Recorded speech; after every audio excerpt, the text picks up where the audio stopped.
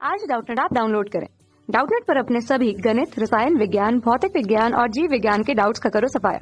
बस प्रश्न की फोटो खींचो, एक ही प्रश्न को क्रॉप करो और तुरंत वीडियो सोल्यूशन पाओ। अभी डाउनलोड करें। आपके सामने एक प्रश्न दिया है कि प्रत्येक सजीव कोशिका में निम्नलिखित में कौन निश्चित रूप से पाया जाता है। पहला विकल्प है सेंट्रोसोम, दूसरा विकल्प है हरितलवक, तीसरा विकल्प है माइटोकॉन्ड्रिया और चौथा विकल्प है राइबोसोम। तो देखिए, सबसे पहले इस प्रश्न को करने के लिए आपको कोशिका का वर्गीकरण पता होना चाहिए। तो हम कोशिका को अगर जीव के आधार पर वर्गीकृत करें तो मुख्य रूप से दो भागों में बांटते हैं। एक तो होती है पादप कोशिका और एक होती है जंतु कोशिका।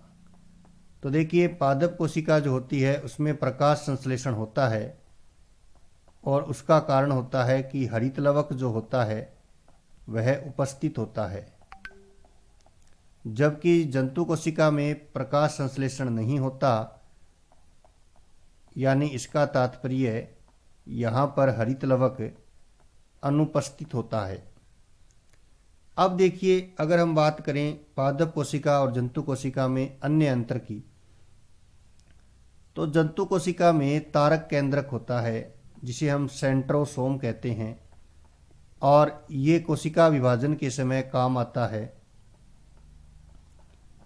यानी हम कह सकते हैं तारक केंद्रक उपस्थित, जबकि पादप कोशिका में तारक केंद्रक जो होता है यह अनुपस्थित होता है। अब देखिए, अगर हम बात करें कोशिका के एक अन्य वर्गीकरण की, तो कोशिका का अन्य वर्गीकरण जो है उसमें हम पढ़ते हैं, एक तो होती है प्रोकैरियोटिक कोशिका, यानी अल्प विकसित कोशिका जो जीवाणु में होती है, और दूसरी कोशिका होती है यूकैरियोटिक जो कि विकसित कोशिका होती है। प्रोकैरियोटिक कोशिका में झिल्ली युक्त जो कोशिकांग होते हैं वे अनुपस्थित होते हैं। यानी हम कह सकते हैं कि प्रोकैरियोटिक में झिल्ली युक्त कोशिकांग जो है वो अनुपस्थित होते हैं। इसमें सिर्फ एक ही कोशिकांग होता है राइबोसोम, क्योंकि राइबोसोम पर झिल्ली नहीं पाई जाती। जबकि यूकैरियोटिक में झिल्ली युक्त और झिल्ली रहित दोनों कोशिकांग होते हैं। यानी राइबोसोम यूकैरियोटिक कोशिका में पाया जाता है, लेकिन इसके साथ अन्य कोशिकांग भी पाए जाते हैं। तो इस प्रकार आप कह सकते हो कि राइबोसोम पादप कोशिका हो या जंतु कोशिका या प्रोकैरियोटिक हो या यूकैरियोटिक, सभी में पाया जाता है। अब यहाँ पर देखिए, इस प्रश्न में आपसे पूछा है कि सजीव कोशिका में कौन निश्चित रूप से पाया जाता है। तो देखिए, पहला विकल्प है सेंट्रोसोम। तो सेंट्रोसोम पादप कोशिका में नहीं होता, इसका मतलब पहला विकल्प नहीं होगा। दूसरा है हरितलवक। तो हरितलवक जंतु कोशिका में नहीं पाया जाता, तो यह विकल्प भी नहीं होगा।